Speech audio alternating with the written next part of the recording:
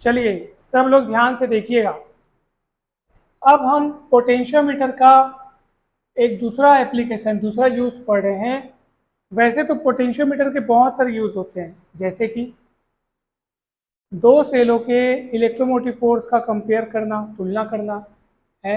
दो रेजिस्टेंसेस का तुलना कर सकते हो आप।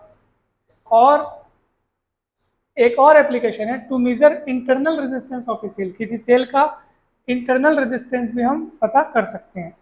अब उसके लिए क्या व्यवस्था की गई है, चलिए देखते हैं। तो प्राइमरी सर्किट तो आप देख रहे हैं, ये वैसे ही रहता है जिसमें एक बैटरी के साथ रियोस्टेट, साथ में की केबल है। ये प्राइमरी सर्किट हो गया। सेकेंडरी सर्किट में वो सेल लगाया जाता है जिसका इंटरनल रेजिस्टेंस पता करना होता है। साथ में की K2 रेजिस्टेंस बॉक्स, उसके साथ गैल्वेनोमीटर कनेक्ट करके एक सिरा उसका जॉकी की मदद से यहाँ पे रख दिया जाता है बैलेंस पॉइंट खोजने के लिए। अब सुनो, खेल का पहला पड़ाव क्या है। सबसे पहला हम काम क्या करते हैं बताऊं, ये वाले प्लग को निकाल देते हैं, अर्थात ये स्विच ऑफ रहता है। अर्थात हम इस सेल का अभी सर्किट में कोई कनेक्शन नहीं किए, ये वाले सेल का कोई कनेक्शन नहीं है, और ये वाला स्विच ऑन करते हैं और फिर यहां से करंट फ्लो होती है।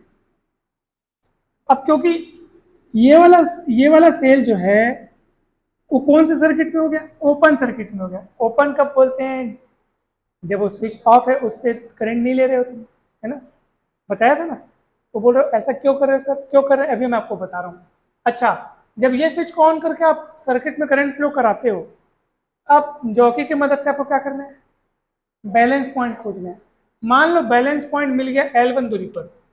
कौन सी दूरी पर, तो L1 दूरी पर कोई फॉर्मूला लगाओ जो अभी आपने लिखा था, याद करो। उस समय सेल का जो ईएमएफ मान लो ईएमएफ मान लो क्या है, ई है, तो ई इज इक्वल हो जाएगा KL1। क्या हो जाएगा, अब बोलोगे सर ई क्यों लिखे हो, तो ई इसलिए लिखे क्योंकि अभी हमने ये K2 को क्या रखा है, ये वाला प्लग निकाल दिया है हमने, ये वाला।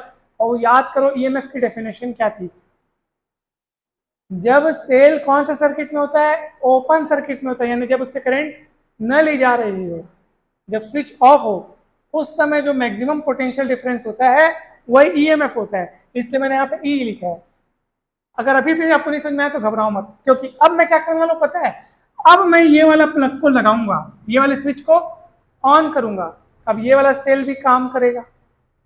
ऑब्वियस सी बात है कि अब ये सेल काम करे, मतलब इससे करंट ली जा रही है, इसका मतलब क्या है, अब इसका दोनों इलेक्ट्रोड के बीच पोटेंशियल डिफरेंस जो कब मैक्सिमम रहता है, जब वो जब वो जब उससे करंट नहीं ली जाती है, जब वो सर्किट से डिस्कनेक्ट था। याद करो विद्युत वाहक बल यानी कि इलेक्ट्रोमोटिव फोर्स की परिभाषा याद करो। जब सेल सर्किट से क्या रहता है, डिस्कनेक्ट रहता है, उस समय जो मैक्सिमम पोटेंशियल डिफरेंस रहता है वो सेल को सर्किट में कनेक्ट करने के बाद वही दोनों इलेक्ट्रोडों के बीच का जो मैक्सिमम पोटेंशियल डिफरेंस रहता है वो थोड़ा सा क्या हो जाता है, कम हो जाता है। और कम हो जाने के बाद उसका हम क्या नाम से पुकारते हैं, उसको टर्मिनल पोटेंशियल डिफरेंस नाम से पुकारते हैं। समझ में आ रहा है। फिर वही काम करेंगे, जब ये स्विच को ऑन करेंगे ना, फिर जॉकी को इधर उधर सरका के बैलेंस पॉइंट खोजेंगे। मान लो अब बैलेंस पॉइंट मिल रहा है L2 दूरी पर।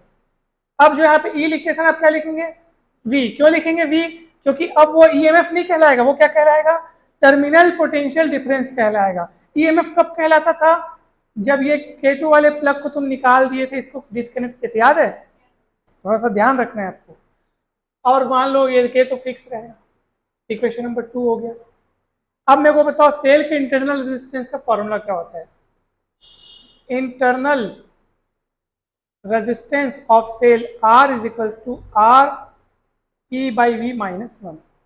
ये आर क्या है बताऊं, ये रेजिस्टेंस बॉक्स में से किसी नोन वैल्यू का रेजिस्टेंस निकाल करके हम सर्किट के साथ कनेक्ट करेंगे। समझ आ रहा है, वही आर है।